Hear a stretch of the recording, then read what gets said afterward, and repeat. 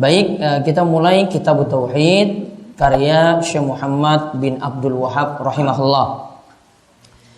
Di mana kitab ini berisi nantinya pembahasan tauhid secara lebih detail, bukan hanya pembahasan global, bukan hanya pembahasan umum, namun nanti contoh-contoh perbuatan yang menyimpang dari ajaran tauhid itu nanti akan dijelaskan dalam kitab ini.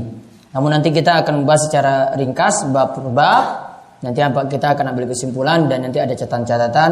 Namun rujukannya nanti pada kitab terjemahan ini ya. Terjemahan ini yang nanti dipakai.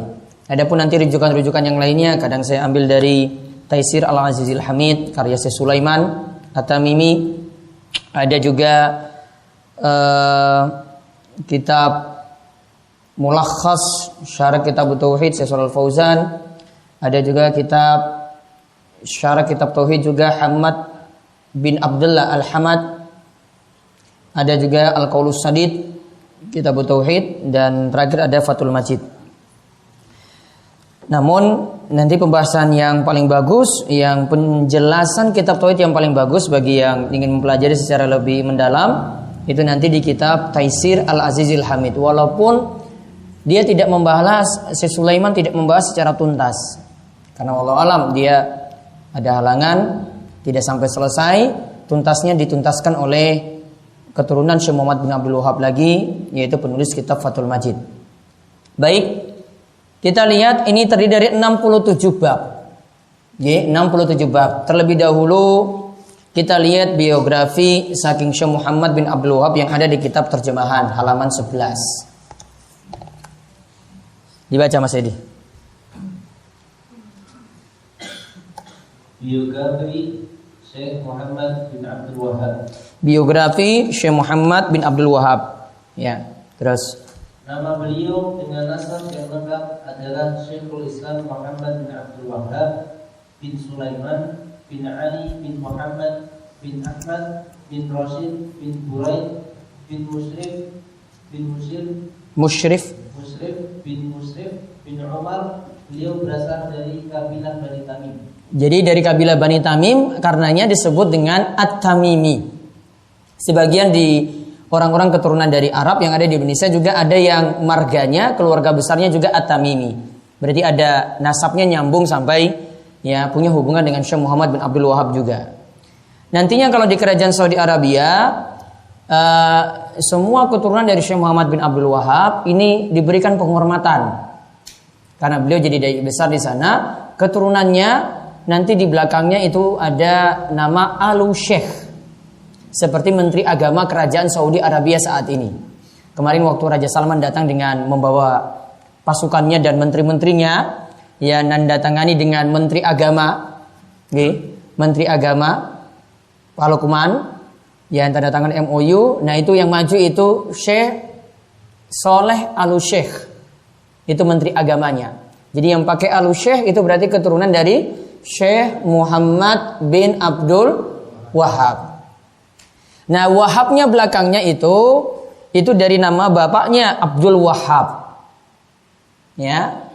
Akhirnya untuk nakut-nakuti orang, biar enggak dekat-dekat dengan kitab tauhid, biar enggak dekat-dekat dengan ajaran-ajaran seperti ini, digelarilah ya Wahabi.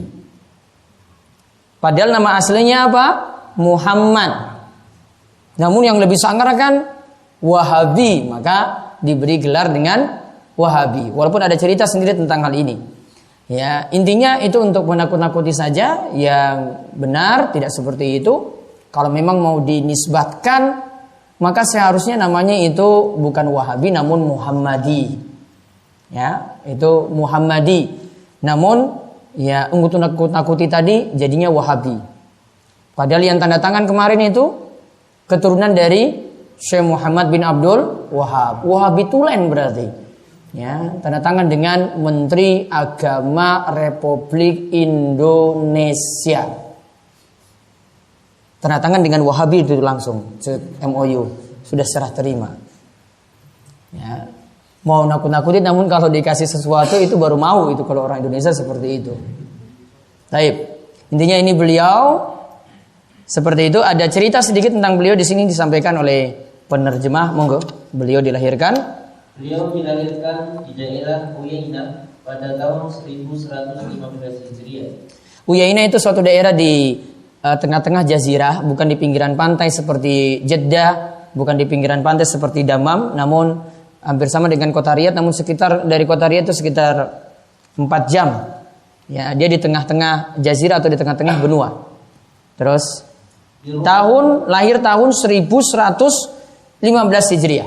1115 Hijriah, meninggalnya 1206. Berarti umurnya berapa tahun? 85 plus 6 berarti 91 tahun. Ya, umurnya 91 tahun. Dan ini umur yang panjang dan punya pengaruh yang besar untuk berlanjutnya dakwah di kerajaan Saudi Arabia, bahkan untuk berlanjutnya dakwah di negara-negara yang lainnya. Termasuk semangat untuk merdeka itu muncul di negara-negara lainnya, termasuk di Indonesia. Ya, itu karena semangat dari Syekh Muhammad bin Abdul Wahab tadi yang beliau itu munculkan. Terus di rumah yang penuh dengan cahaya ilmu, kemuliaan dan agama. Jadi lahir dari keluarga yang bagus-bagus, maka keturunannya juga bagus dan beliau belajar juga dari orang tuanya. Terus bapak beliau adalah seorang alim besar. Jadi seorang ulama besar bapaknya.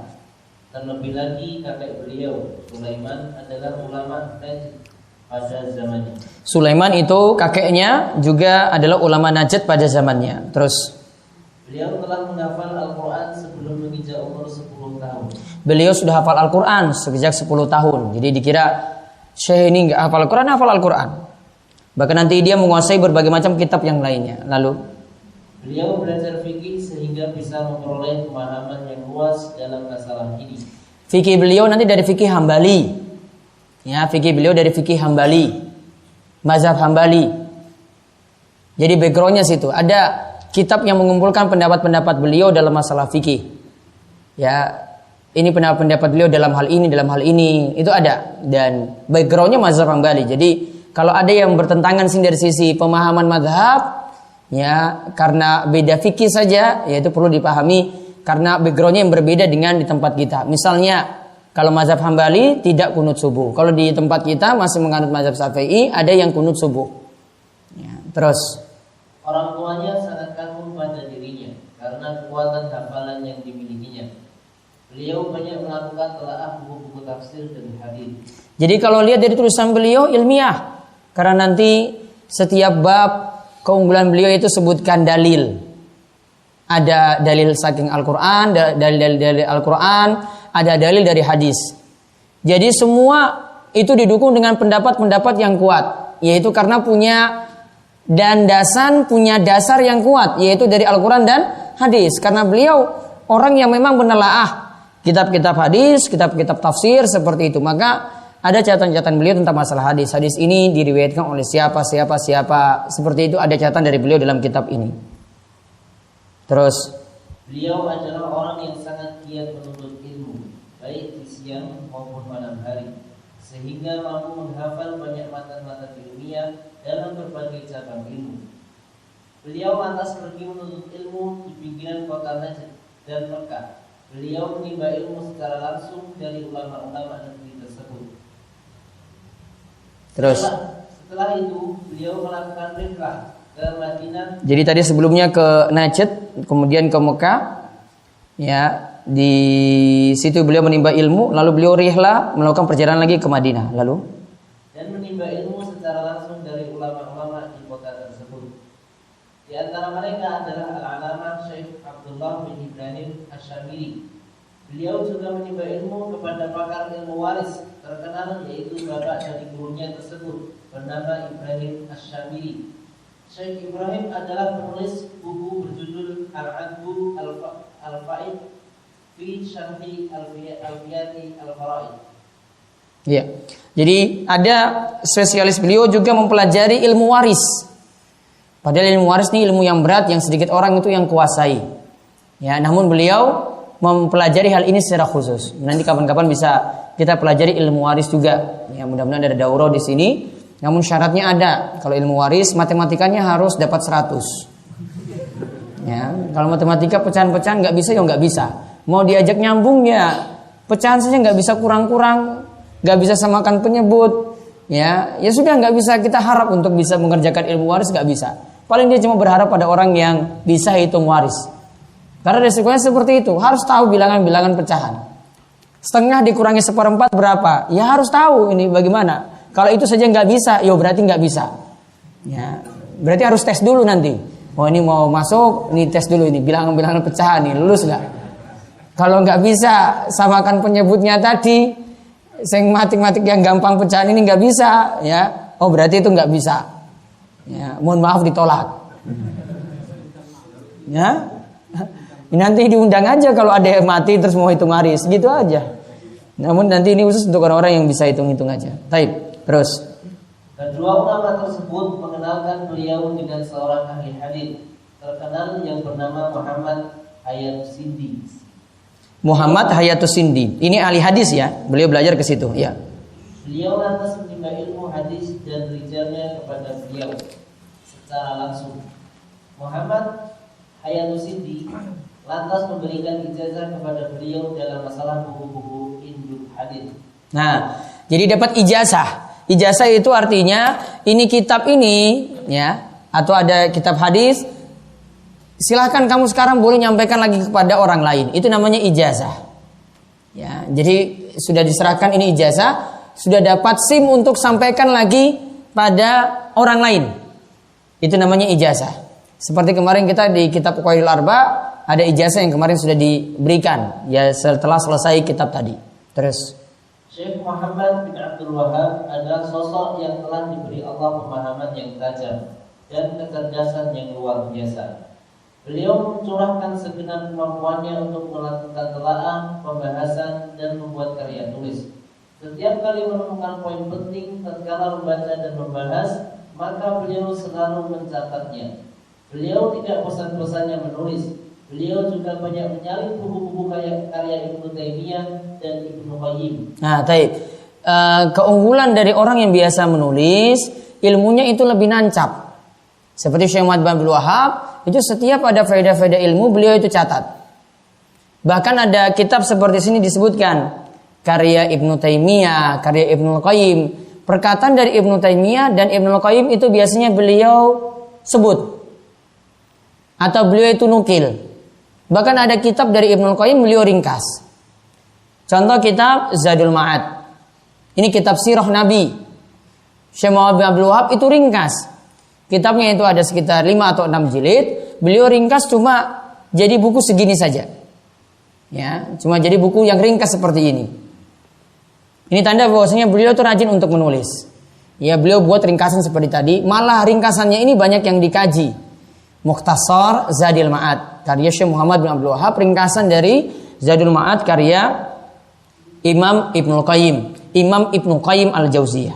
Terus buah karya penanya yang selalu mengalir tersebut sangatlah berharga sehingga senantiasa kita dapatkan di banyak museum. Taib. Kitab yang paling banyak tulisannya kitab-kitab Syekh Muhammad bin Abdul Wahab, namun rata-rata dalam masalah akidah. Ada pembahasan tauhid yang kita bahas ini kemarin Al-Qawaidul Arba.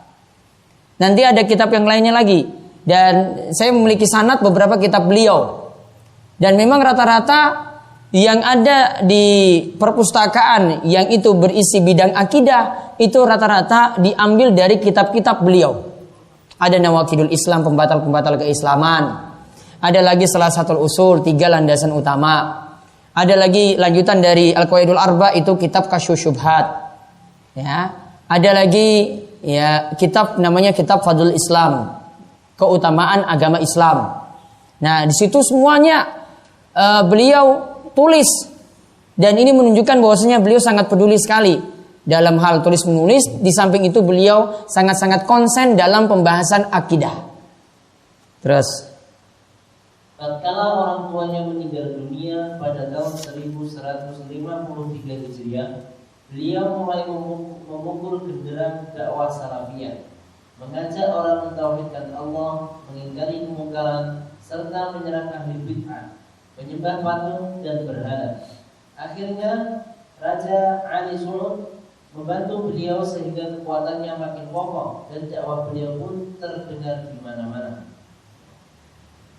Di antara karya tulis beliau adalah kitab Tauhid yang ada di hadapan pembaca. Ya, ini kitab Tauhid. Terus karya yang lain adalah Kasyfus Syubhat. Kasyfus Syubhat. Terus Al-Kabair. Al-Kabair beda dengan Al-Kabair karya Imam Zahabi. Ini Al-Kabair karya beliau sendiri. Ada. Terus Salah satu usul 3 landasan utama berisi tentang 3 pertanyaan kubur. Berisi tentang 3 pertanyaan kubur. Man rabbuk wa madinuk wa man nabiyuk. Sapa Rabbmu? Apa agamamu? Sapa nabimu? Ditanya 3 hal ini. Ya, dibahas satu kitab sendiri untuk menguatkan pemahaman atau keyakinan pada Allah, keyakinan pada Islam, keyakinan pada Nabi Muhammad sallallahu alaihi wasallam. Terus Mukhtasar Al-Insaf wa Syarah Al-Kabair. Al-Kabir. Terus Dan Mukhtasar Al-Zadul Ma'ad. Mukhtasar Zadul Ma'ad yang tadi saya sebut kitab khusus sirah nabawi. Perjalanan hidup Nabi. Terus di samping itu buku-buku tipis dan fatwa-fatwa beliau juga telah dikumpulkan dalam satu buku berjudul Majmu'at Mu'allafat Imam Muhammad bin Abdul Wahhab di bawah pengawasan Universitas Muhammad bin Shalih. Jadi dikumpulkan lagi buku yang banyak tadi dikumpulkan jadi satu. Itu namanya Majmu'at. Majmu'at itu kayak ensiklopedi. Berisi semua tulisan-tulisan dari Syekh Muhammad bin Abdul Wahhab. Lalu akhir hayatnya. Akhir hayatnya beliau wafat pada tahun 1206 Hijriah. Berarti berapa tahun tadi? 91 tahun. Terus semoga Allah melimpahkan rahmat yang luas kepada beliau. Semoga Allah membalas dengan sebaik-baiknya segala kiprah beliau untuk Islam dan kaum muslimin. Sesungguhnya Allah Maha mendengar lagi Maha mengabulkan permohonan. Segala puji bagi Allah Rabb segenap alam. Semoga salawat dan salam senantiasa tercurahkan kepada Nabi kita Muhammad sallallahu alaihi wasallam, keluarganya dan juga kepada seluruh para sahabatnya. Baik. Ini kitab Tauhid yang ditulis tadi oleh Syekh Muhammad bin Abdul Wahhab, sedikit biografi dari beliau.